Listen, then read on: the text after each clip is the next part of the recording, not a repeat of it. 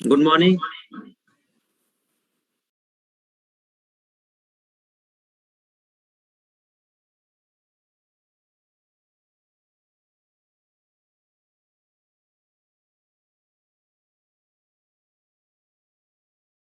जय हिंद। वॉइस आ रही है?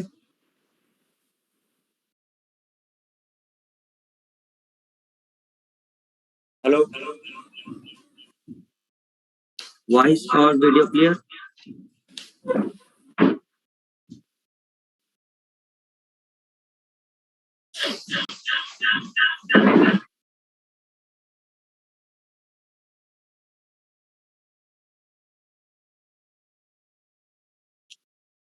स्टूडेंट्स, कल हम लोगों ने अपना पार्ट 1 शुरू कर दिया था, है ना?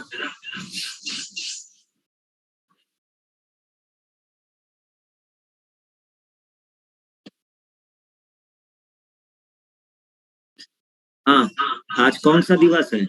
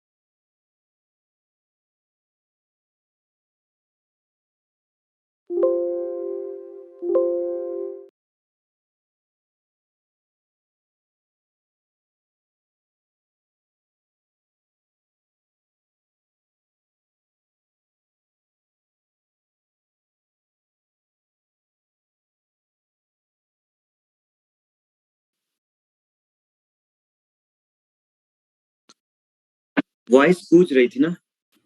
अब तो नहीं आ रही? इको तो अब नहीं हो रहा ना?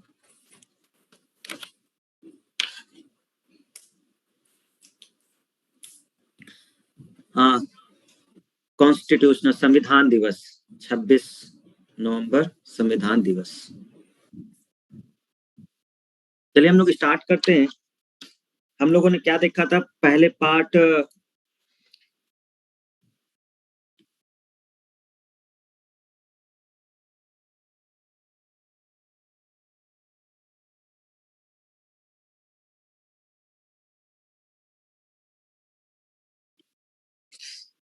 पार्ट पार्ट 1, 2, 3 ये सब हम लोग देख रहे थे, है ना?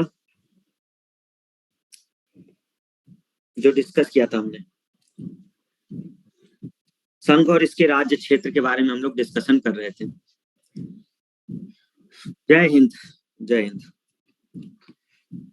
तो 4 आर्टिकल्स थे इसमें। इन 4 आर्टिकल्स में से हम लोगों ने क्या देखा था कि जो पहला आर्टिकल है वो हमें क्या बताने वाला था? देखो, बहुत सिंपल सी बात अगर करें तो फर्स्ट आर्टिकल हमें ये बता रहा था कि भारत राज्यों का संघ है। भारत जो है वो राज्यों का संघ है। और साथ में एक और बात हम लोग को पता चल रही थी कि जो नाम वगैरह हैं वो इसी में डिफाइन किए गए हैं, है ना? कि भारत और इंडिया जो दोनों नाम होगा वो इसी से हमारा डिफाइन हुआ है।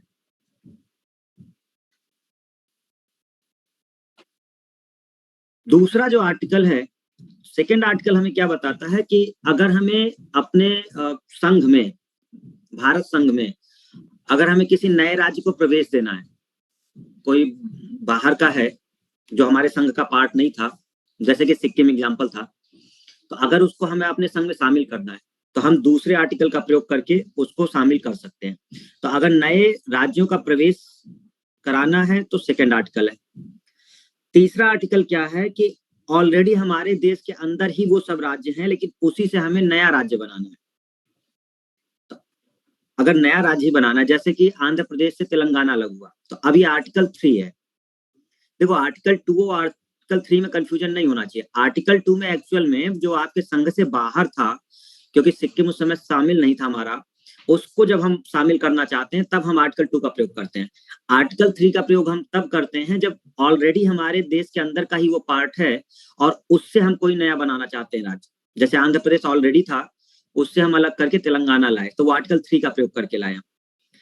आर्टिकल 4 हमें ये पावर देता है कि जो ऊपर के आर्टिकल हैं, चाहे वो आर्टिकल 2 के तहत हमने नया राज्य अधिग्रहित किया हो या आर्टिकल 3 के तहत हमने नया राज्य बनाया हो, ठीक है, उसकी सीमा बढ़ाई हो, नाम चेंज किया हो, तो हम बिना 368 का प्रयोग किए हम ये काम कर सकते हैं। तो सिंपल भाषा में हमने बात की कि आर्टिकल 1 हमें अपने देश के बारे में बता रहा है, ठीक है, नॉर्मल सा, कि हमारा देश का नाम क्या है, कैसे वो संघ है, कौन कौन शामिल था। दूसरा हमें ये बताता है कि हमें नए राज्यों का प्रवेश कराना है, जो हमारे पार्ट नहीं थे, बाहर के थे, उनको हमने अधिग्रहित किया। तीसरा हमें बताता है कि ऑलरेडी हमारे देश के अंदर है, उससे हमें एक नया राज्य बनाना है, अलग होकर के, या एक नया राज्य हमें बनाना है। तो तीसरा बताता है। चौथा हमें ये पावर देता है कि हम ऊपर जो दूसरा और तीसरा है, इसमें चेंजेस कर सकते हैं बिना किसी कॉन्स्टिट्यूशनल अमेंडमेंट के। तो ये 4 हैं। हाँ वंदना, बोलो क्या क्वेश्चन है, पूछो क्वेश्चन।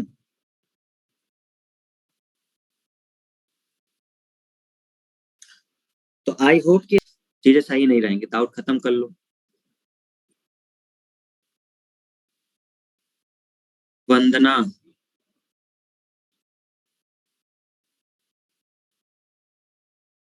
4 आर्टिकल, देखो चौथा आर्टिकल बता तो रहे हैं कि 4th आर्टिकल वो आर्टिकल है जिसमें हमें ये पावर है कि हम जो ऊपर के 2 और 3 हैं, आर्टिकल 2 और 3, अगर हमें इसमें कोई संशोधन करना है, जैसे हमें एक नया राज्य शामिल करना है, सिक्किम हमने शामिल किया, या तो हमें आंध्र प्रदेश से तेलंगाना बनाना था 3 के तहत, तो हमें कोई 368 का कॉन्स्टिट्यूशनल अमेंडमेंट नहीं करना है, कोई संविधान संशोधन नहीं लाना है। हम एक इस बिल को राज्यसभा लोकसभा में पेश करेंगे, संसद में एक मेजोरिटी हमें चाहिए, बस वोटिंग होगी मेजोरिटी, और फिर राष्ट्रपति के सिग्नेचर होंगे, वो पास हो जाएगा।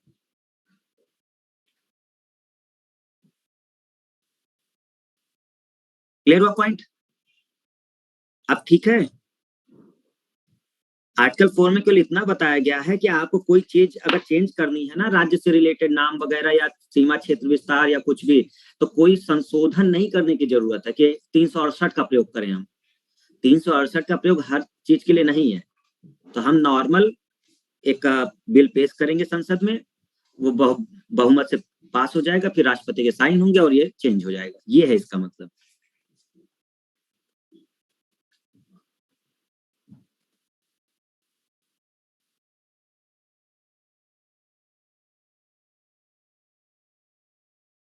सिक्किम को जोड़ते समय 36 नंबर का संविधान संशोधन किया गया, जबकि आपने बोला है कि आर्टिकल 1, 2, 3 के लिए 368 की जरूरत नहीं है। हाँ, पहले उसको एसोसिएट राज्य बनाया गया था, आप कंफर्म नहीं है, पहले उसको 35वां संशोधन किया गया था, उससे पहले भी।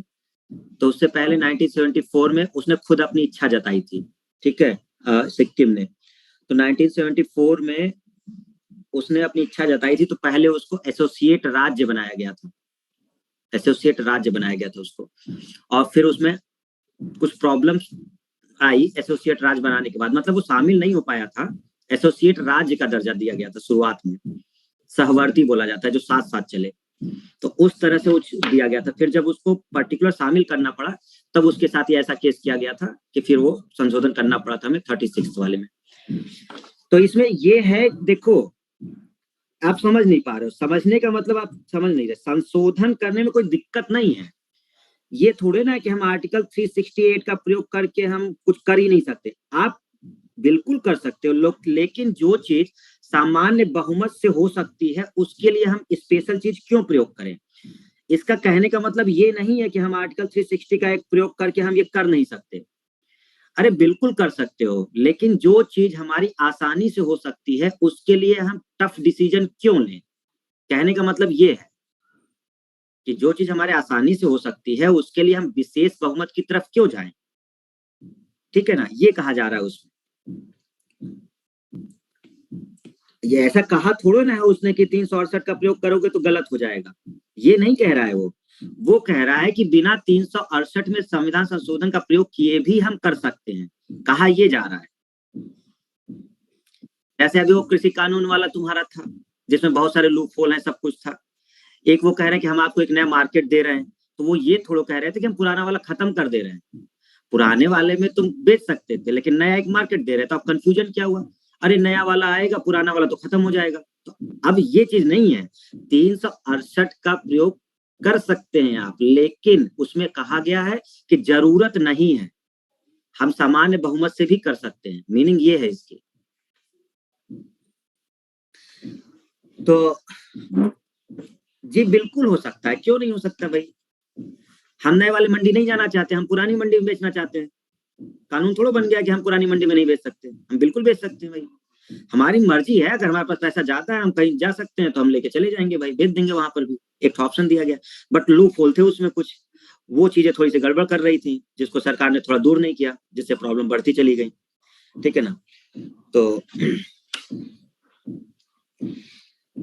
तो अब आई होप कि अब समझ में आ गया होगा कि क्या है इसका मतलब, ठीक है। तो 1 2 3 4 ये जो 4 आर्टिकल हैं वो आपके ये हो गए। आगे बढ़ते हैं। अब क्या हुआ कि चारों आर्टिकल जब हो गए, अब बात आई मतलब आजादी मिल गई आपको 1947 में, आपको आजादी मिल गई। अब हम वहां से बात करते हैं। अभी हमने आर्टिकल समझा दिया, अब जरा पूरा डिटेल में समझिए कि क्या है, जिससे चीजें याद हो जाए, ठीक है। 1947 में हमें आजादी मिल गई। जब आजादी मिल गई तो सबसे बड़ी बात ये हुई कि पाकिस्तान अलग हो गया, भारत अलग हुआ। तो अब सारे राज्य जो रियासतें थी हमारे देश में, देसी रियासतें थी और ब्रिटिश प्रोविंसेस थे, उन सबको एक साथ ऑर्गेनाइज करना था और एक देश बनाना था भारत। तो अब बात ये हुई कि ये किस तरह से बनेगा, ठीक है, ये बात हुई कि किस तरह से बनेगा। तो बहुत सारे क्षेत्रों में एक डिमांड आने लग गई। क्या डिमांड आई कि हमारे भाषा के आधार पे हमें बनाइए। मतलब आप जो देसी रियासत और ब्रिटिश प्रोविंस को कनेक्ट कर रहे हैं, हमको लैंग्वेज के आधार पे करिए। मतलब जैसे मराठी लोग हैं तो मराठों के लिए एक अलग दीजिए, तेलुगु है तो तेलुगु के लिए अलग दीजिए, हिंदी भाषी के लिए अलग दीजिए, संस्कृत जहां बोली जाती है वहां अलग दीजिए। तो भारत जैसे विविधता वाले देश में ऐसा कैसे पॉसिबल है कि हम लैंग्वेज के आधार पर राज्य बना दें। मतलब हम आपको लैंग्वेज के आधार पर तो राज्य नहीं दे सकते ना भाई, बहुत प्रॉब्लम क्रिएट हो जाएगी। आप देख रहे हो कि इतनी ज्यादा बोलियां हैं हमारे यहाँ, अलग अलग क्षेत्र में अलग अलग बोला जाता है, तो बहुत प्रॉब्लम क्रिएट होगी। तो ये जो डिमांड चल रही थी, बार बार प्रोटेस्ट चल रहा था कि लैंग्वेज के आधार पे चाहिए हमें, भाषा के आधार पे चाहिए, हमारा क्षेत्र अलग कर दीजिए। तो इसको ध्यान में रखते हुए राजेंद्र प्रसाद जो थे, जो हमारे संविधान सभा के प्रेसिडेंट भी थे, तो राजेंद्र प्रसाद जी ने एक कमेटी बनाई थी 1948 में, आजादी के बाद 1948 में उन्होंने एक कमेटी बनाई, धर कमीशन बोला उसको, ठीक है, उसको धर कमीशन कहा गया था। तो एक कमीशन उन्होंने बनाया था जिसको कहा गया था धर कमीशन,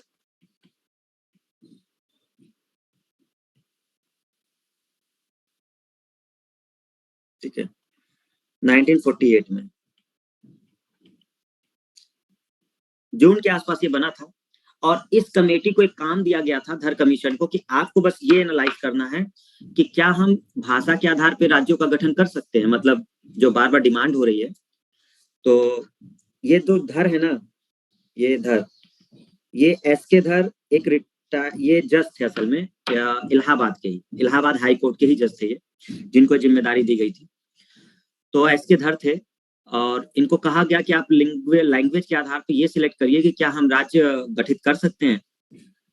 तो जून के आसपास ये बना था, जून 1948, अब इतना याद नहीं रखा जाता, बस नॉर्मल सा है, 1948 है। तो जून के आसपास ये कमीशन बना। बीच में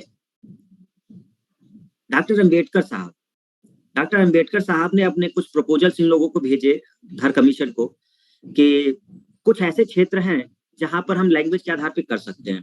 जैसे वो ज्यादातर फेवर कर रहे थे महाराष्ट्र का। तो अंबेडकर साहब ने धर कमीशन को एक प्रपोजल दिया कि आप महाराष्ट्र को मराठी लोगों के हिसाब से दे सकते हैं अपना राज्य। बट धर कमीशन ने अपनी जो फाइनल रिपोर्ट है वो दिसंबर 1948 में सबमिट कर दी। तो इसने जो अपनी रिपोर्ट दी वो दिसंबर 1948 में सबमिट कर दी। लेकिन धर कमीशन जो था, जो एस के धर रिटायर्ड जज इलाहाबाद हाईकोर्ट के, उन्होंने कहा कि भारत में हम लैंग्वेज के आधार पर राज्य नहीं बना सकते। ठीक है,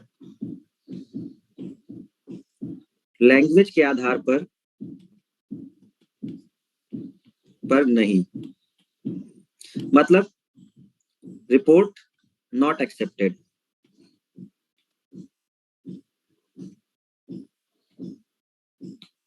कहने का मतलब कि एक प्रकार से नॉट एक्सेप्टेड इसको ना लिख करके बस ऐसे करिए कि लैंग्वेज के आधार पर राज्य नहीं। मतलब इनका कहना था कि हम जो बार बार ये लैंग्वेज के आधार पे कह रहे हैं, तो भारत जैसे विविधता वाले देश में हम ये नहीं कर सकते। इनका कहना था कि लैंग्वेज के आधार पर नहीं, बल्कि प्रशासन के आधार पर आप करिए, बल्कि प्रशासन के आधार पर।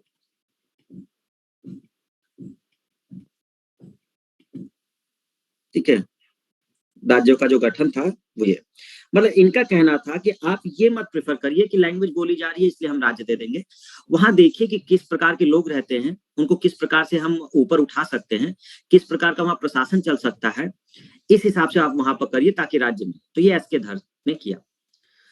बहुत विरोध हुआ, जैसे इनकी रिपोर्ट आई पूरे देश में आंदोलन हो गए और अलग अलग जगहों से मांग उठने लगी कि हम नहीं मानते इस रिपोर्ट को, हमको तो लैंग्वेज के आधार पर ही चाहिए।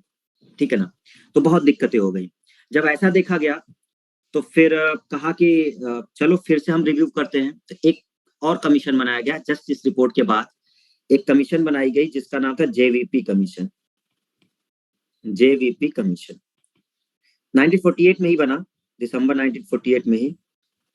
ठीक है, अब आप लोग समझिएगा स्टूडेंट्स की जो जेवीपी है उसका मतलब क्या है। ये 3 लोग हैं, जे का मतलब जवाहरलाल नेहरू, वी का मतलब वल्लभ भाई पटेल और पी का मतलब पट्टा भाई सीतारमैया।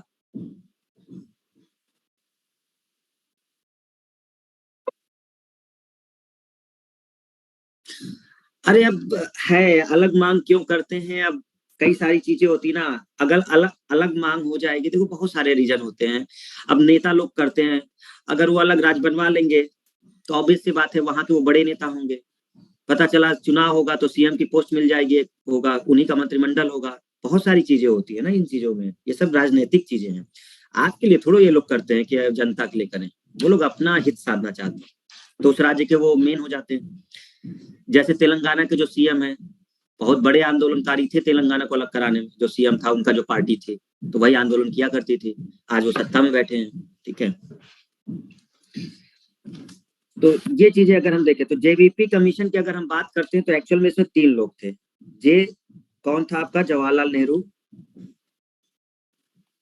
जवाहरलाल नेहरू।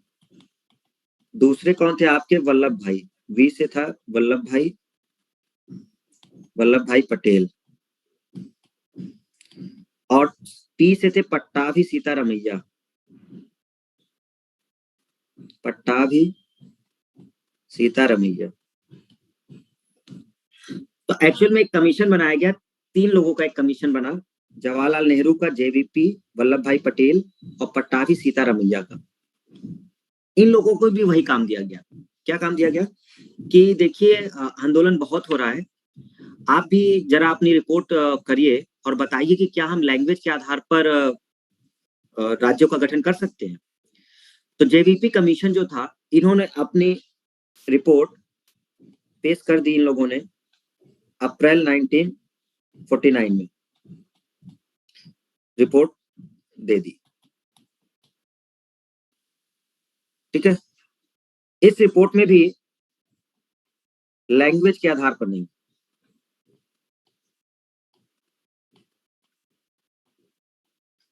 देखिए हो क्या रहा है, ये कमीशन बस इसलिए गठित हो रहा है कि हमको ये पता करना था कि क्या लैंग्वेज के आधार पे हम राज्य बना सकते हैं या नहीं बना सकते, जो डिमांड चल रही है।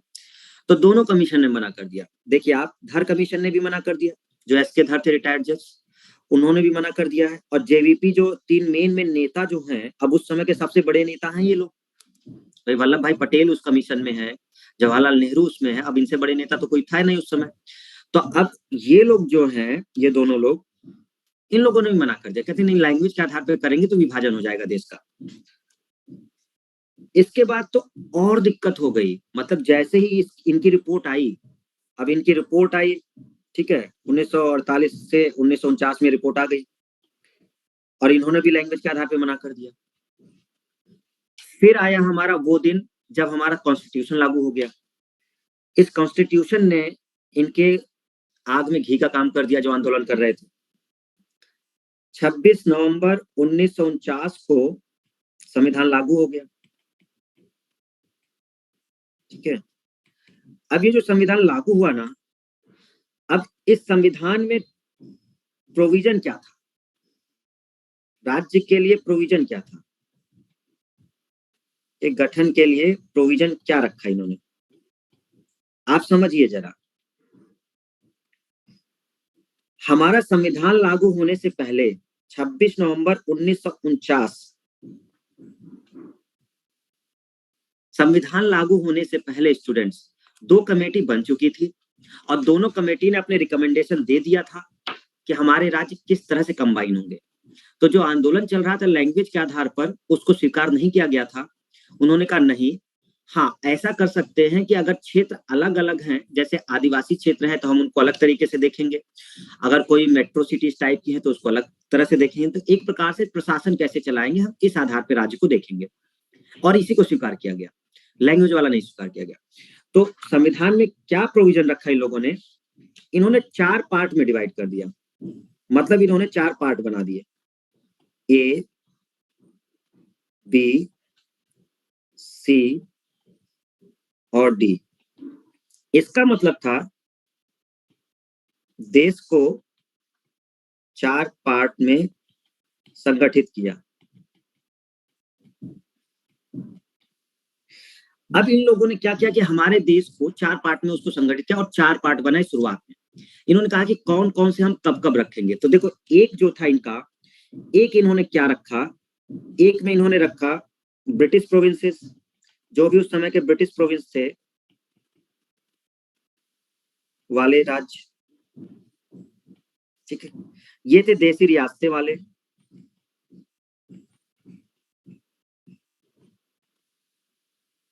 और फिर एक में इन्होंने रख दिया था चीफ कमिश्नरी वाले, संघ शासित।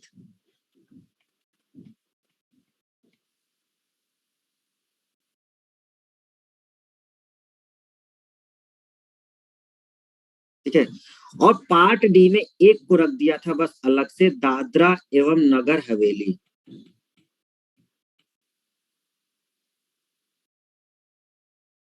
तो ध्यान से स्टूडेंट समझिएगा, बहुत ध्यान से। जब हमारा संविधान लागू हुआ है 26 जनवरी, मतलब जब बना है, वो लागू तो नहीं कहेंगे, अपनाया गया या बना, क्योंकि एक्चुअल में जो लागू है वो शब्द वहां यूज होगा, संविधान अपनाया गया। ठीक है, जो लागू वाला शब्द है वो हम 50 के लिए यूज करेंगे।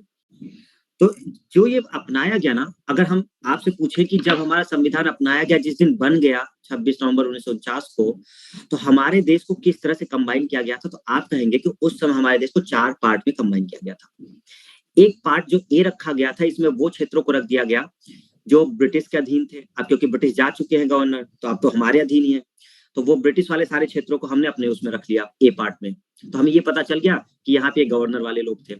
जो देसी रियासतें वाले थे तो उनके मेन मेन क्षेत्रों को हम लोगों ने बी पार्ट में रख लिया, और चीफ कमिश्नरी प्रांत कुछ थे उनके, ठीक है, वो संघ शासित प्रदेश जिसे कहा जाता है, तो वो हमने इनमें रख लिया, और दादरा नगर हवेली को पार्ट डी में। तो 4 पार्ट बने थे। अब इसमें एक्चुअल में था क्या स्टूडेंट्स, इसमें 9 क्षेत्र थे, इसमें भी 9 थे, इसमें 10 थे, और इसमें 1 था। तो अब बताइए कि उस समय हो गए ना टोटल 29 क्षेत्र।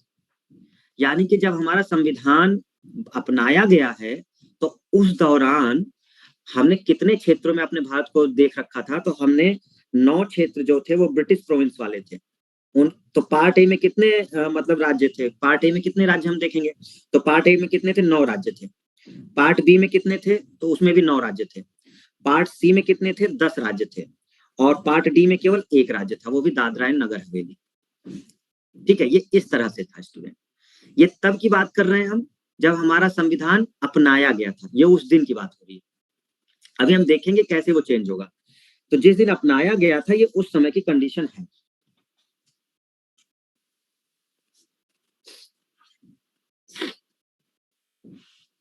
ओके, वंदना, शशिकांत, ज्योति, अनुज, अंशिका, जयप्रकाश, देवेंद्र। देवेंद्र समझ में आ रहा है? जयप्रकाश, तबीयत ठीक है? संतोष, विनय, कोमल, रौनक, आकाश, सच्चिदानंद, मुकेश, ठीक है, हेमा, कीर्ति, प्रेशिका, सौरभ, अनिल, रिंकी, प्रिया सिंह। हाँ, क्या हुआ ज्योति? क्वेश्चन है क्या कोई? डी का क्या नाम है? दादरा एवं नगर हवेली। दादरा एवं नगर हवेली।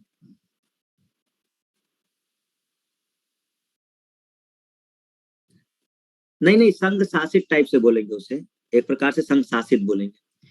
तो अब केवल ये ध्यान रखना था कि पार्ट डी में केवल एक था। देखिए हम फिर से समझा रहे हैं।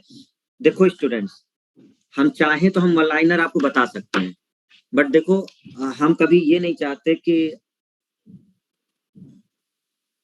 आपसे क्वेश्चन ना बने। हमारा मेन मोटो होता है क्वेश्चन बनाने का, ठीक है ना। पढ़ाने को हम कम में पढ़ा सकते हैं, ऐसी कोई बात नहीं है, लेकिन आप समझिए कि आप अगर चीजों को याद रखेंगे लॉन्ग टाइम तो क्वेश्चन बना पाओगे। बेनिफिट उसी चीज का है जिससे क्वेश्चन बन पाए। केवल पढ़ा करके हम अपना क्लास पूरा कर दें तो इससे कोई बेनिफिट नहीं होगा, और हम भी उस तरह से चीजें नहीं करते हैं। तो आपको ये पूरी कहानी समझनी होगी कि क्या चल रहा था और कैसे हमारे आगे आकर के वो राज्य संगठित होंगे दोबारा, और किस तरह से वो हमें आज वाला राज्य देखने को मिलेगा। तो जब आजादी हुई है, भारत पाकिस्तान अलग हो गया है, तो बात सबसे मुद्दा यही था कि जो इतने बड़े क्षेत्र अलग अलग हैं उनको हम कंबाइन कैसे करेंगे। तो फिर जैसे ही अंग्रेज गए तो सारे जो छोटे छोटे क्षेत्र थे सबने अपनी डिमांड शुरू कर दी थी, भैया हमको अलग करो, हमको अगर हमें शामिल भी आप करना चाहते हो तो हमारे लैंग्वेज के आधार पर हमें एक ऐसा क्षेत्र दे दो जहाँ पे तेलुगु बोलने वाले एक जगह रहें, संस्कृत बोलने वाले अपनी डिमांड कर रहे थे, सिख वाले अपनी डिमांड कर रहे थे, हिंदी वाले अपनी डिमांड कर रहे थे, गुजराती अपना अलग चाहते थे, मराठी अपना अलग चाहते थे, नॉर्थ का अलग ही था, नॉर्थ ईस्ट का। तो ये बड़ा प्रॉब्लम क्रिएट था, इसीलिए दो कमीशन बनाई गई थी। तो पहली धर कमीशन बनाई गई कि क्या हम लैंग्वेज के आधार पर कर सकते, तो उन्होंने कहा नहीं, ठीक है, लैंग्वेज के आधार पे अगर हम कर देंगे तो बड़ी दिक्कत हो जाएगी, हम इतने राज्य को संगठित कर ही नहीं पाएंगे, बहुत दिक्कत होगी, विभाजन टाइप का हो जाएगा। तो धार कमीशन था, तो उसके बिहाफ पर बहुत सारे अपोज हुए, तो इस वजह से जेवीपी कमीशन बनाया गया, 3 मेन लोग को रखा गया, जवाहरलाल नेहरू, वल्लभ भाई पटेल और सीतारामैया जी को। इन लोगों ने भी कह दिया भैया नई लैंग्वेज के आधार पे नहीं, और उसी के कुछ समय बाद संविधान लागू मतलब अपना लिया गया 26 नवंबर को। तो संविधान बनाते समय में कुछ तो प्रावधान रखना था ना भाई, राज्य को तो संगठित करके रखना ही था, इसलिए उन्होंने अपना कंफर्म कर दिया, भैया देखो हम 4 पार्ट में बांटेंगे देश को, एक रहेगा पार्ट ए, एक रहेगा पार्ट बी, एक रहेगा पार्ट सी और एक रहेगा पार्ट डी। पार्ट ए में हम उन राज्यों को रखने जा रहे हैं जो पहले अंग्रेजों के अधीन थे, जिसपे अंग्रेज के गवर्नर होते थे, हम सीधे रख दे रहे हैं। दूसरा, हम मेन रियासतें जो हैं उनको मिलाकर के हम 9 बड़े क्षेत्र बनाएंगे और वो पार्ट बी में डाल देंगे। पार्ट सी कुछ ऐसा रहेगा जहां पर अंग्रेजों ने अपना चीफ कमिश्नरी प्रांत बना रखा था, एक प्रकार से जो आज के हमारे संघ शासित प्रदेश हैं उसी प्रकार से वो चीफ कमिश्नरी हुआ करते थे, मुख्य आयुक्त वाले। और पार्ट डी में हम केवल एक रख देंगे जो द्वीप टाइप का है, थोड़ा सा अलग है हमारे टेरिटरी से, तो दादरा एवं नगर हवेली को हम उसमें रख लेंगे। इस तरह से चीजें आपके मतलब चल रही थी। ये तो और बुरा हो गया भाई, अभी तक सब चल रहा था सही, आंदोलन वैसे ही चल रहा था, एक तो आप उनकी बात मान नहीं रहे लैंग्वेज वाली, और आपने बना दिए 4 पार्ट और कह दिया कि ये तो ये हो गई बड़ी दिक्कत। अब एक व्यक्ति हैं पोट्टी श्रीरामल्लू, पोट्टी, ठीक है, एक व्यक्ति है पोट्टी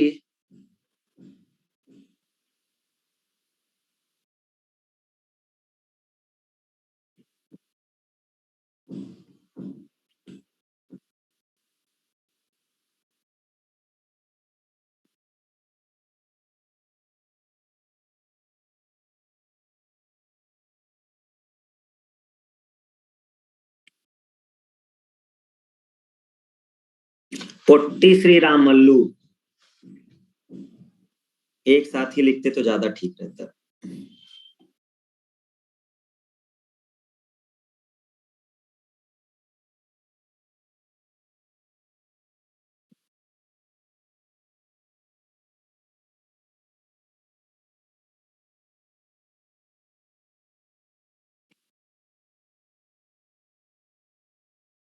एक व्यक्ति थे पोट्टी श्रीरामल्लू।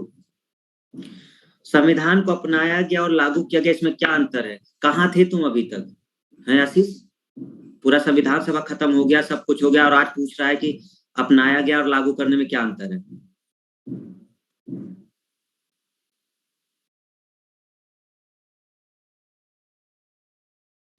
तो पोट्री श्रीरामल्लू जो थे, इन्होंने हंगर स्ट्राइक कर दी, भूख हड़ताल, 56 दिन की भूख हड़ताल।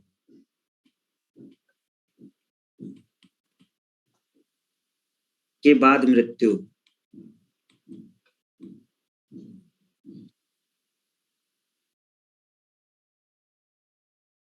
असल में इनकी डिमांड क्या थी?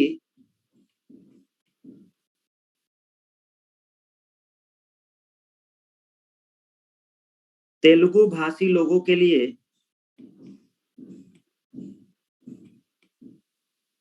आंध्र प्रदेश की डिमांड।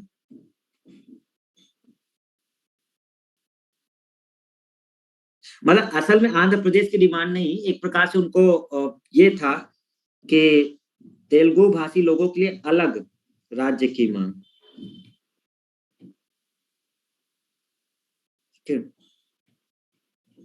तो इनकी एक डिमांड थी। कह रहा है बड़े लंबे समय तक टिके रहे सर, 56 दिन का। अरे ये कुछ नहीं थे। तुम वो वाला नहीं पढ़े क्या, जतिन दास का? भगत सिंह के साथ जो थे जेल में, जिन्होंने 63 दिन का धोखा वो की थी। ये तो तब भी 56 दिन है, वो 63 दिन की किए थे जतिन। तो यहाँ पर अगर हम लोगों ने देखा तो तेलुगु भाषी लोगों के लिए एक अलग राज्य की मांग की इनकी डिमांड, और इनकी मांग की डिमांड करते करते ये निपट गए। ठीक है, तो ये मतलब बोलते रह गए भाई हमें अलग राज्य दो, अलग राज्य दो, और तेलुगु भाषी लोगों के लिए अलग रहो। बेचारे मर गए, कोई सुनवाई नहीं हुई। देखो आजकल का अगर सिनेरियो देखे ना, तो आदमी की कद्र मरने के बाद ज्यादा है। जिंदा में उसकी कद्र नहीं है, लेकिन जैसे वो आदमी मर जाता है ना, सब पहुंच जाते हैं, अरे बहुत अच्छा आदमी था, क्या बताएं, चला गया। और फिर उसका डीपी लगाना, पूरा शेयर करना, तुम यार बहुत याद आओगे। और पता चला कि साल भर से चाहे बातें न किया हो, लेकिन अब उसके बाद वो रोज उसके वो स्टेटस लगेगा। ठीक है, तो मरने के बाद ज्यादा उसकी इज्जत होती है। ये सारी चीजें हैं। अब श्री राम मल्लू जो है, ये हड़ताल किए थे, भूख हड़ताल, और कई दिन तक रहे, मर गए बेचारे। अब सरकार क्यों डर रही है? जिंदा थे तब नहीं डर रही थी, मर गए तो डर रही कि अब तो हो जाएगा आंदोलन भयंकर वाला। क्योंकि एक तो मर गए, कानून व्यवस्था गिर जाएगी पूरी, सरकार को घुटने टेकने पड़ेंगे। तो ऐसा करते हैं कि हम इनकी मांग को मान ही लेते हैं। बेचारे वो मर गए, और मर गए तो अब इनके बाद इनकी मांग को मान लिया गया। ठीक है, तो जब इनकी डिमांड मान ली गई, तो अब इसके बाद 1 अक्टूबर 1953, ये एग्जैक्ट डेट है। हो सकता है कहीं पर ये वाली डेट लिखी होगी 1956। तो 1956 जो है, ये असल में तब के लिए ऑफिशियल बोला जाता है क्योंकि इस समय राज्य का एक कानून आया था, स्टेट रीऑर्गेनाइजेशन एक्ट आया था, जिसके तहत हर चीज ऑफिशियल हो गई थी। ठीक है ना, उसके बाद ये ऑफिशियल हो गई थी। तो कई जगह आपको ये आंध्र प्रदेश इस तरह से देखने को मिलेगा कि 1956 में वो रीऑर्गेनाइज हो गया था। तो ये एक ऑफिशियल एक्ट हो गया था, कानून हो गया था, क्योंकि इससे पहले वो कानून नहीं आया था। ठीक है ना। तो एग्जैक्ट डेट अगर हम बात करेंगे तो 1 अक्टूबर 1953, जैसे ही इनकी मृत्यु हुई थी, उनकी मृत्यु के कुछ समय बाद ही राज्य सरकार तुरंत तैयार, ये उसने कह दिया कि हाँ हम बनाएंगे राज्य। ठीक है, अभी वो कानून नहीं आया है राज्य पुनर्गठन वाला, वो 56 में आता है जब ऑफिशियली होता है, लेकिन ये डिमांड मान ली गई। तो 1 अक्टूबर 1953 को कौन सा राज्य बना दिया गया? आंध्र प्रदेश का गठन कर दिया गया। किस आधार पर?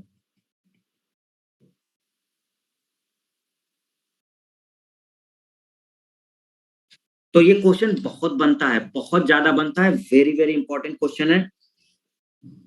भाषा के आधार पर बनने वाला पहला राज्य भारत में, भाषा के आधार पर बनने वाला पहला राज्य भारत का आंसर है आंध्र प्रदेश। भाषा के आधार पर पहला राज्य बनने वाला भारत का आंध्र प्रदेश। ठीक है।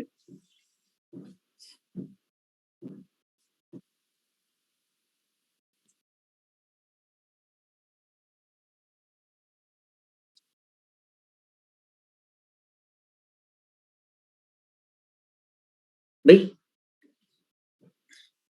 नहीं नहीं, नवंबर वाला एग्जैक्ट नहीं है। वो एक कई जगह देखने को मिलता है, इसलिए नोट्स वगैरह में हो सकता है कि नवंबर लिखा हो और 56 भी लिखा मिल सकता है। मतलब इस तरह से लिखा मिल सकता है, 1 नवंबर 1956 वगैरह। एक्चुअल में बताएं क्या था, 1956 वाला जो है ना, ये तब के लिए है जब एक कानून आ गया था, राज्य या इसको वैसे बोले तो स्टेट रीऑर्गेनाइजेशन एक्ट। देखिए होता क्या है, रीऑर्गेनाइजेशन एक्ट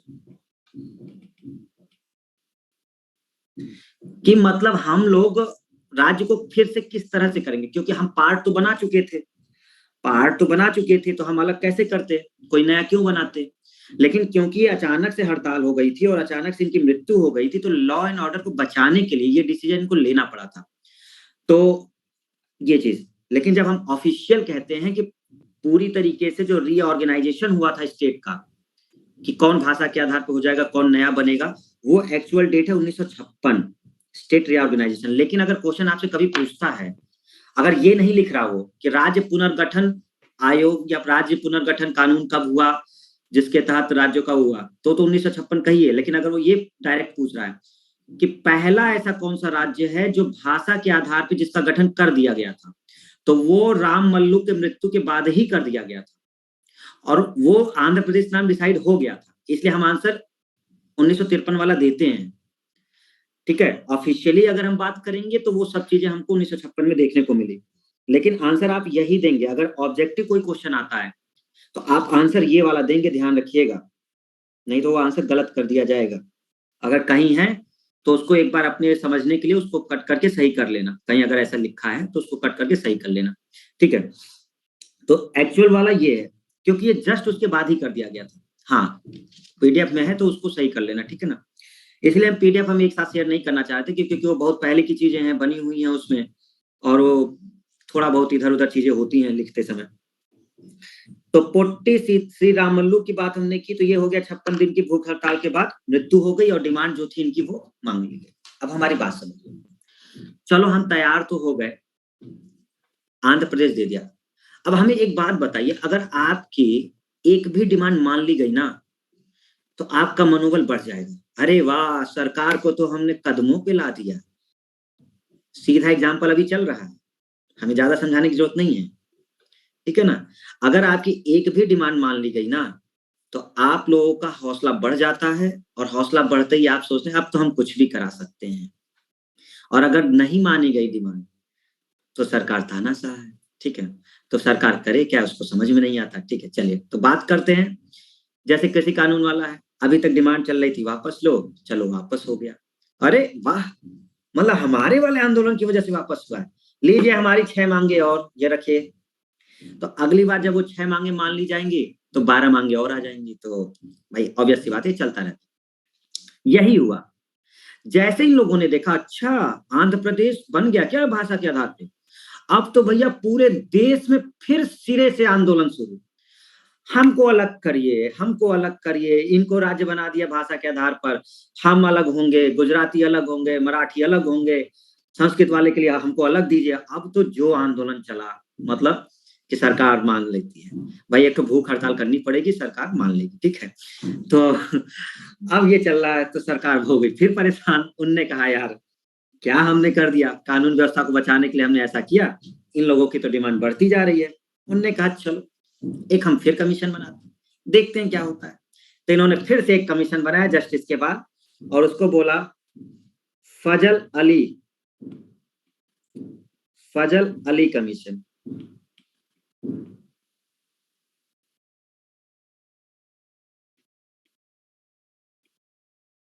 1953।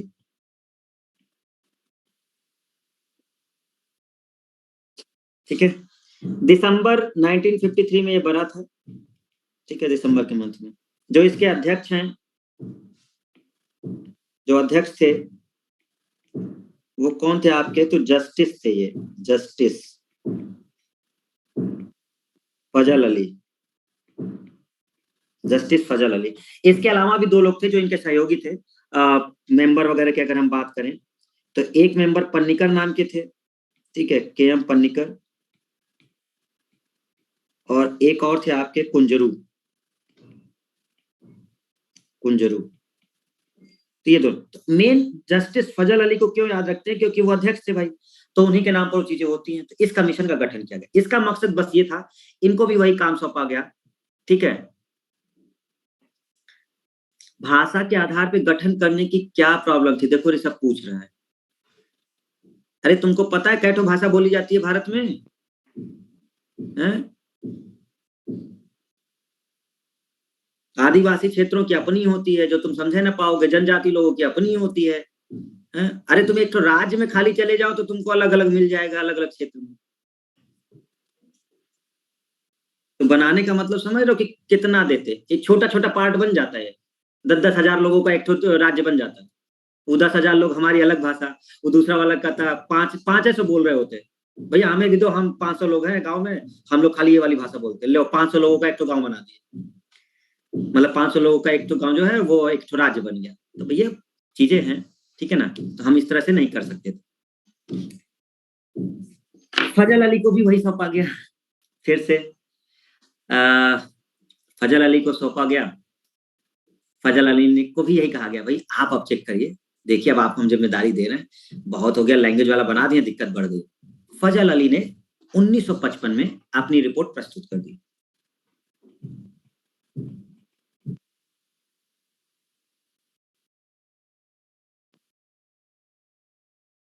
ठीक है, इन्होंने स्वीकार कर लिया, भाषा के आधार पर गठन इन्होंने सुझाव दिया कि हाँ किया जा सकता है।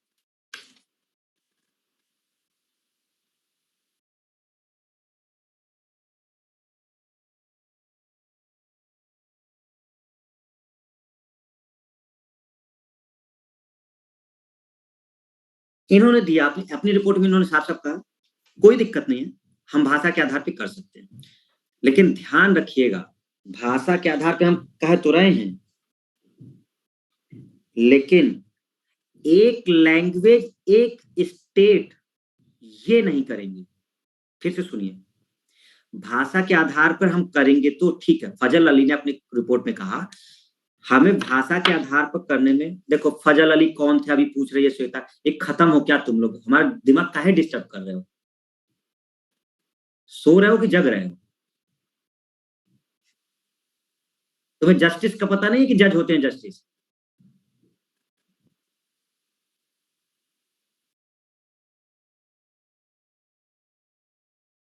यानी कैसे आके तुरंत जुड़ जाते हैं, कनेक्ट हो जाते हैं फिर।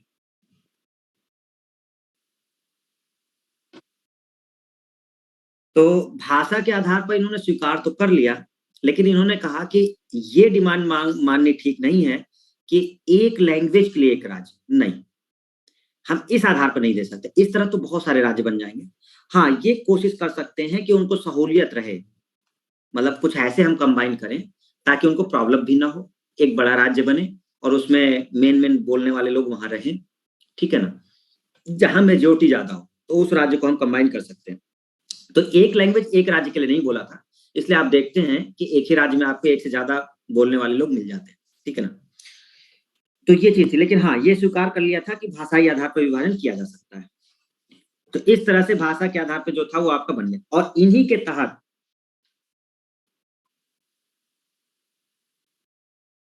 इसी आधार पर, इसी आधार पर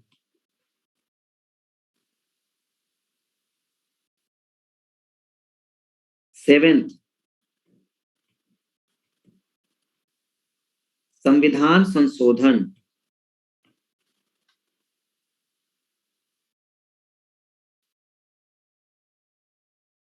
1956 के तहत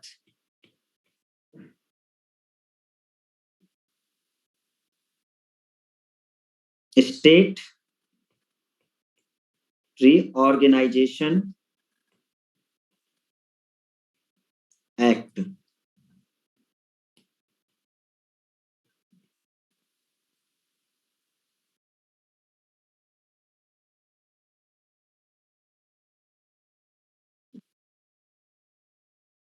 राज्य पुनर्गठन कानून बनाया गया।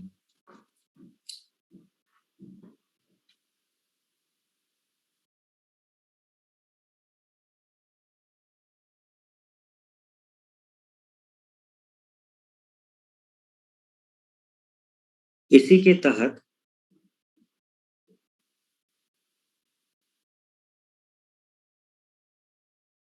स्टेट रीऑर्गेनाइजेशन एक्ट, राज्य पुनर्गठन कानून बनाया गया। इसके बाद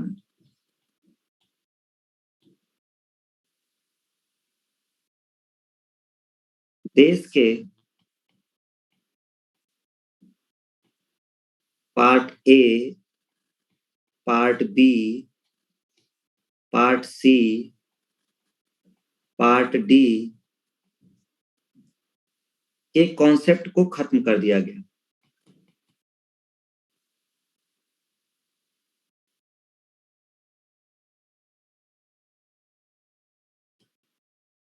और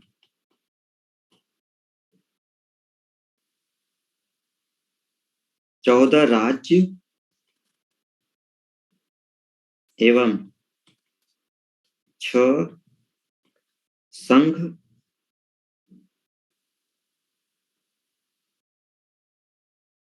राज्य में पुनर्गठित कर दिया गया।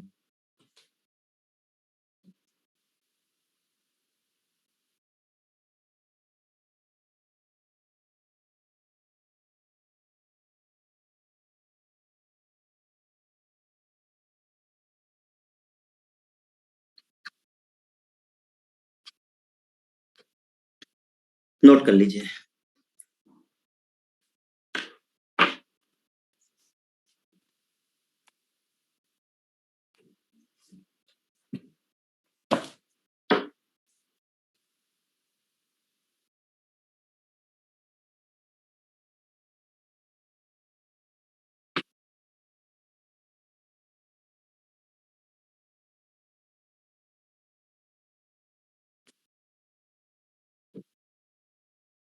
तो समझिए, बहुत सिंपल है। जब आंध्र प्रदेश का गठन हो गया, जब आंध्र प्रदेश का गठन हो गया 1953 में भाषा के आधार पे, तो पूरे देश के लोगों ने सोचा कि अगर हम लोग भी डिमांड करें तो हम लोग को अपना अपना भाषा का मिल जाएगा। इसको देखते हुए एक कमीशन बनाया गया, फजल अली कमीशन, 1953 में दिसंबर के मंथ में, जिसने 1955 में अपनी रिपोर्ट प्रस्तुत कर दी। और फजल अली जो थे वो एक जस्टिस थे, ठीक है ना, न्यायाधीश। और इन्होंने जब कमीशन दी तो इन्होंने रिकमेंड किया कि यस, भाषा के आधार पर आप राज्य बना दीजिए, लेकिन ध्यान रखिएगा कि भाषा के आधार पर बना तो रहे हैं, लेकिन हर एक लैंग्वेज के लिए एक राज्य मत दीजिएगा। 21 स्टेट कैसे कहोगे? नहीं, आप कहेंगे 14 स्टेट और 6 संघ शासित। आप कहेंगे 14 स्टेट और संघ शासित कहेंगे आप। ये संघ राज्य है ना, संघ शासित प्रदेश है ये यूनियन टेरिटरीज हैं, यूटी हैं ये।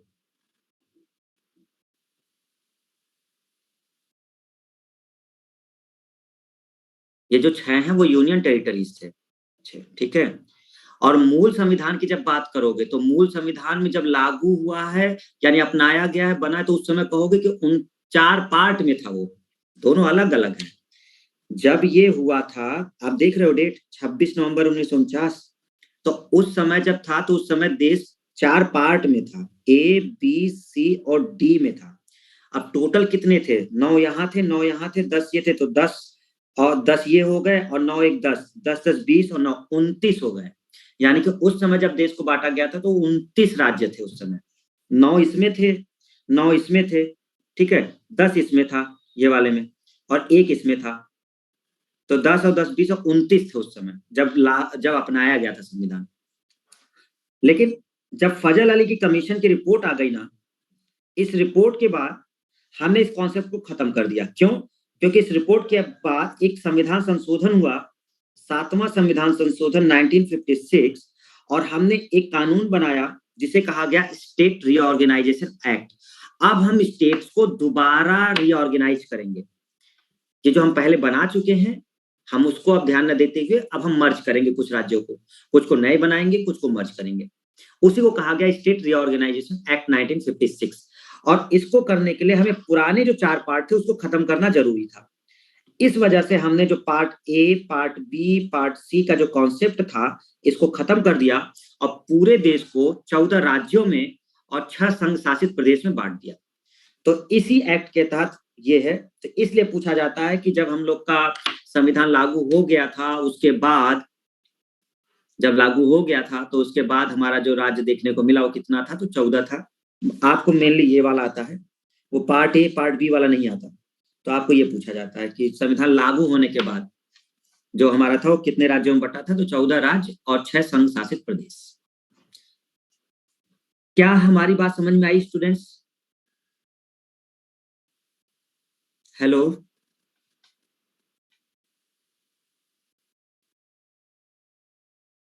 यस, ठीक। अब आप लोग सामने आओगे? हाँ, आओगे ना सब लोग? यस, आ जाओ। ठीक, बहुत बढ़िया। सर अब बंद कर दीजिए, 11 बजे से थ्योरम की क्लास है, हम नहीं बंद करेंगे। और बताओ, हम नहीं करेंगे।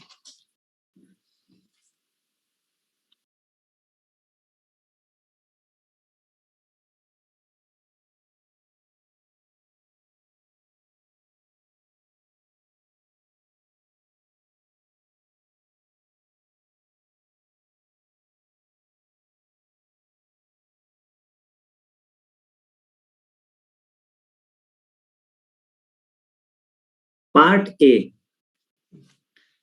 जो हमने आपसे बोला, अब जो हम लोग पढ़े हैं अब उसको हम लोग देख रहे हैं, ध्यान से समझिएगा।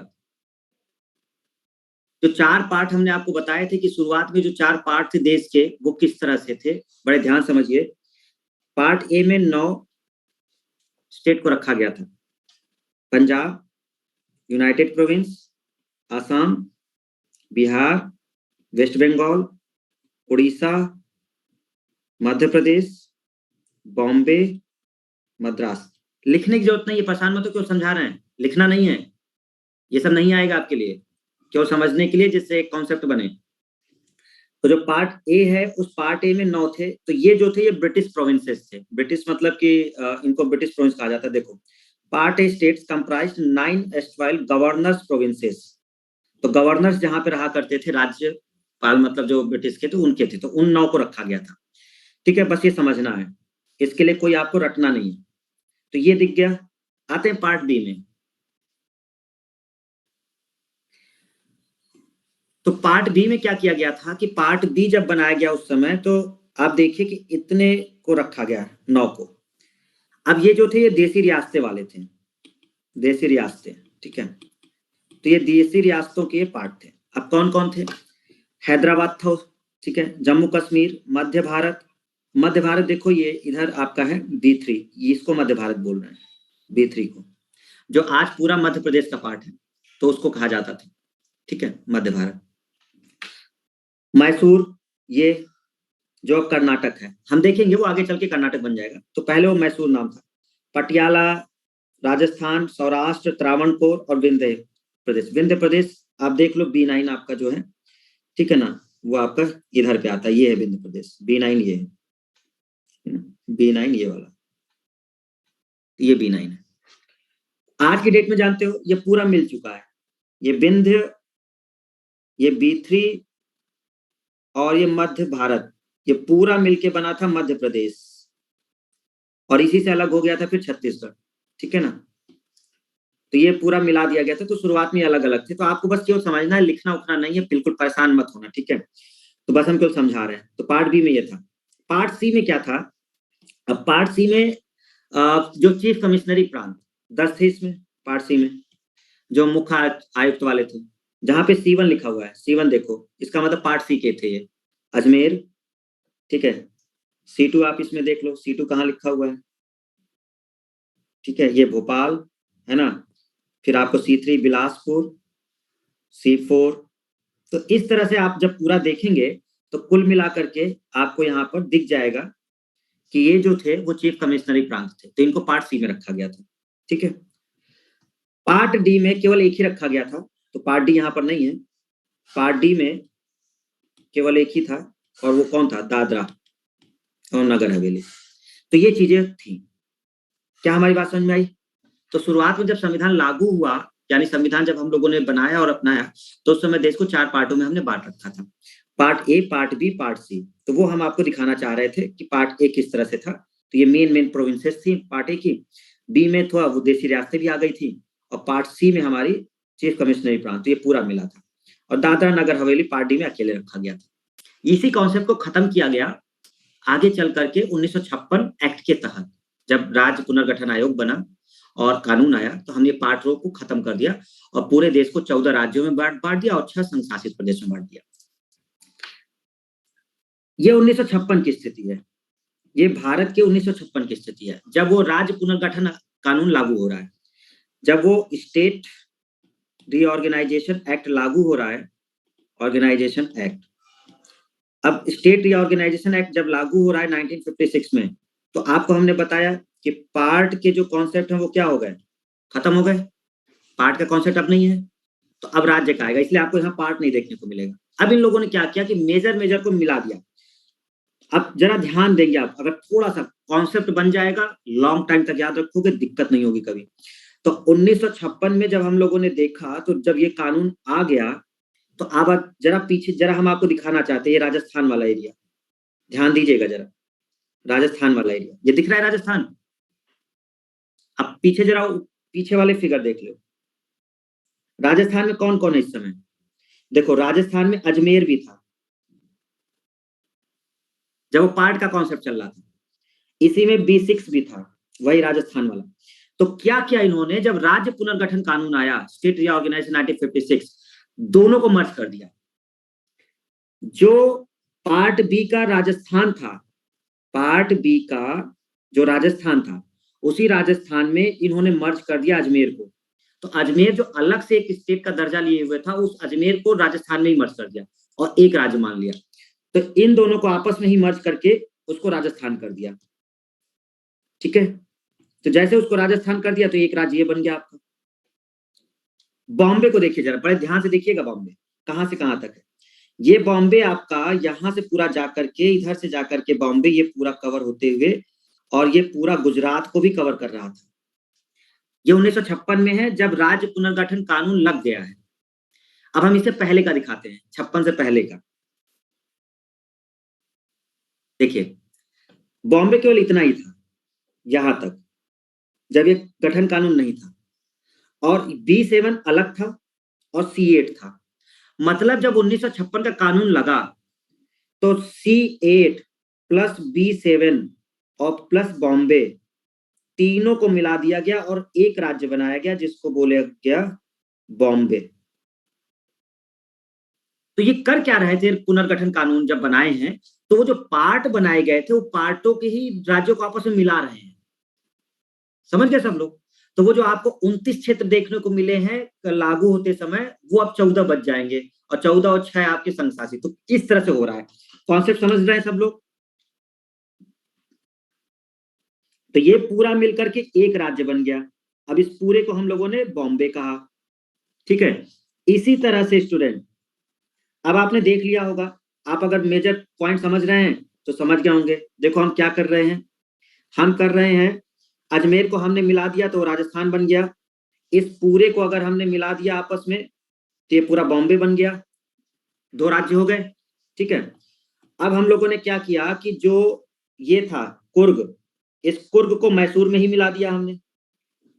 तो कुर्ग को मैसूर में ही मिक्स कर दिया और उसका एक नाम दे दिया मैसूर। इस कुर्ग को हमने मैसूर में मिला दिया, तो ये पूरा खाली मैसूर हो गया, ठीक है, ये हो गया। तो एक आपने देख लिया राजस्थान, एक बन गया मेन। एक कौन सा बन गया आपका, एक बन गया आपका बॉम्बे, दूसरा, तीसरा कौन सा बन गया आपका, तीसरा बन गया मैसूर। तो 3 मेजर राज्य बन गए। अच्छा, अब देखिए सब मर्ज होते चले जाएंगे, बस इतना समझ लो। अब ये जो मध्य प्रदेश है, इस मध्य प्रदेश का पूरा पार्ट मर्ज हो जाएगा, ये पूरा मर्ज हो जाएगा, यहां से लेकर ये पूरा एक साथ मर्ज हो जाएगा, जिसमें आपका B9 भी आ जाएगा, B3 भी आ जाएगा और मध्य प्रदेश, और तीनों को मिलाकर एक राज्य बोला जाएगा मध्य प्रदेश।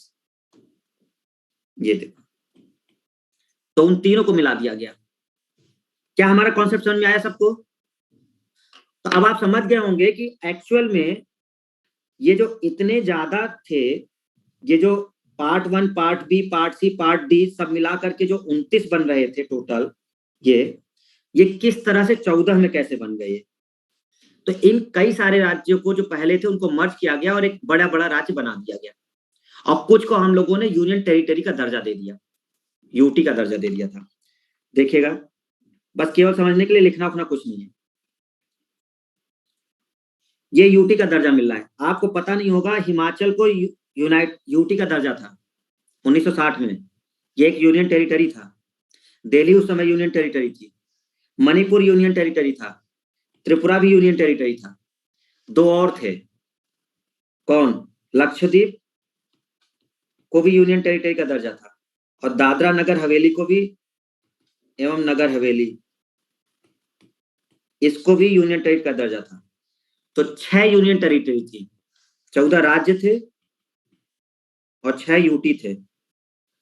एक था हिमाचल प्रदेश, एक था दिल्ली, एक हिमाचल प्रदेश था, एक दिल्ली था, एक मणिपुर था, एक त्रिपुरा था, एक लक्षद्वीप था और एक दादरा था। ये 6 थे उस समय। आज वाले 6 नहीं, जो आज 6 चंडीगढ़ और ये सब सोचते हो, ये नहीं था उस समय यूटी। यूटी ये वाले थे, हिमाचल प्रदेश यूटी था उस समय, ठीक है, फिर दिल्ली था, और आगे चल करके इन लोगों को राज्य का पूर्ण दर्जा मिल जाएगा, लेकिन उस समय इन लोगों के पास यूटी का दर्जा था। तो इस तरह से 14 राज्य और 6 यूटी देखने को मिले। ओके, बस तो ये कॉन्सेप्ट समझाना था, बाकी कोई मतलब नहीं यहाँ पे, वो अलग अलग डेट है। आपको हम एक दिखा देते हैं जो इंपॉर्टेंट है, उसको याद कर लीजिएगा।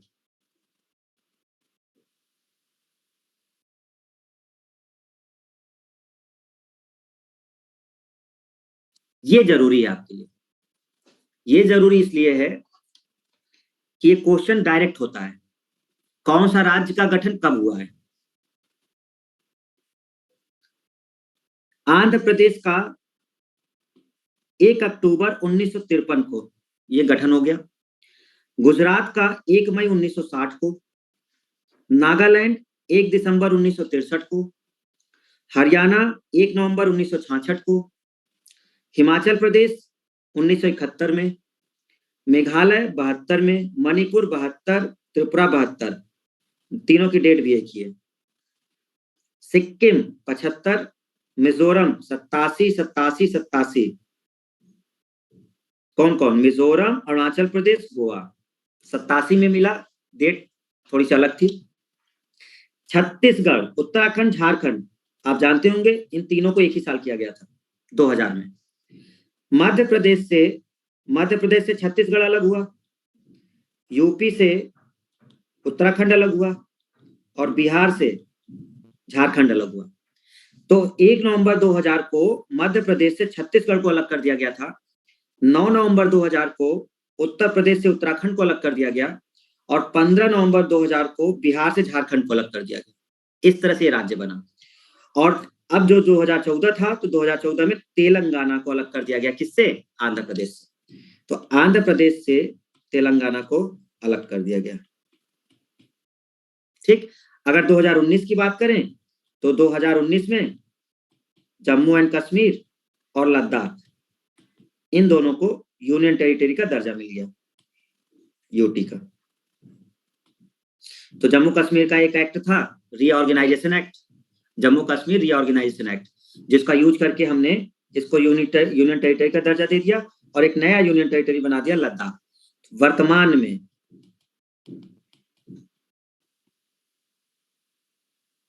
राज्य 28 हैं, यूनियन टेरिटरी 8 है।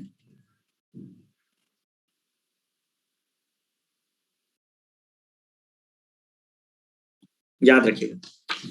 आज की डेट में वर्तमान में राज्य कितने हैं स्टूडेंट्स? टोटल स्टेट कितने हैं?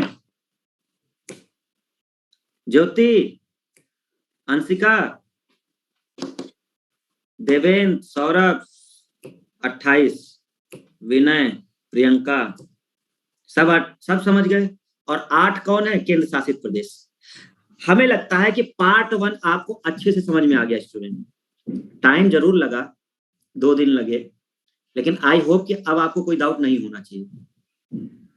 ये पार्ट 1 कंप्लीट हुआ, ठीक है ना? क्या हमें आप बता सकते हैं कि राज्यों से रिलेटेड जो ये भारत राज्यों का संघ है, इसके बारे में कौन सी अनुसूची में डिस्क्रिप्शन है? विच शेड्यूल? कौन सा शेड्यूल है जिसमें इन राज्यों के बारे में डिस्क्रिप्शन है कि ये कैसे संगठित किए गए, किस प्रकार से उनको बनाया गया, कब कब किसको क्या बनाया गया, कब किसको यूटी का दर्जा दिया गया, ये कौन सी अनुसूची में? विच शेड्यूल?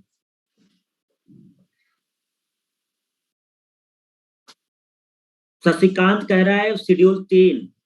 बेटा स्क्रीन में आके मारेंगे तुमको, समझे ना? स्क्रीन में घुस के मारेंगे, समझ लेना। अनुसूची 3 है। नवीन कह रहा है 5। तुमको तो बेटा उल्टा लटकाएंगे, तुमको उल्टा लटकाएंगे। आ रहे हैं अभी स्क्रीन में आ रहे हैं। तुम लोग एकदम पागल कर दिए हो बिल्कुल। शेड्यूल 1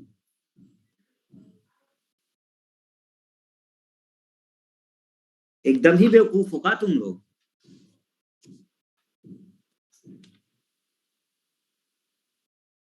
ये नहीं बताए थे आपको टीयर्स ऑफ ओल्ड पीएम? पहले ही तो था टेरिटरी। भारत के क्षेत्रों के बारे में पहले ही शेड्यूल में डिस्क्राइब है। राज्य कैसे बनेंगे, नए राज्य कैसे बनेंगे। 5वें 6वें सूची में प्रशासन के बारे में कैसे संभालना है उन्हें, अनुसूचित जाति और जनजाति को। ये नहीं बताया गया कि राज्य कैसे बनाने। राज्य बनाने का शेड्यूल 1 में डिस्क्रिप्शन है। यस, कोई डाउट है अब एवरीवन? क्या पार्ट 1 कंप्लीट हो गया? कल से हम लोग पार्ट 2 शुरू कर सकते हैं, ठीक है ना? इसको रिवाइज जरूर कर लेना, भूलना मत। और कल कोशिश करेंगे आपको डीपीपी भी मिल जाएगी, तो आप अपनी प्रैक्टिस भी कर लेना, ये जो पार्ट 1 वाला है। चलिए, थैंक यू एवरीवन, जय हिंद। और संविधान सभा, संविधान दिवस है तो संविधान के बारे में रिवाइज कर लीजिएगा। किसी को बता सकिए कि चलो आज संविधान दिवस है ना? और ठीक है, चलिए कल मिलते हैं। जाओ आप लोग, आप थ्योरम की क्लास करो। देखो हम छोड़ दिए आपको, है ना?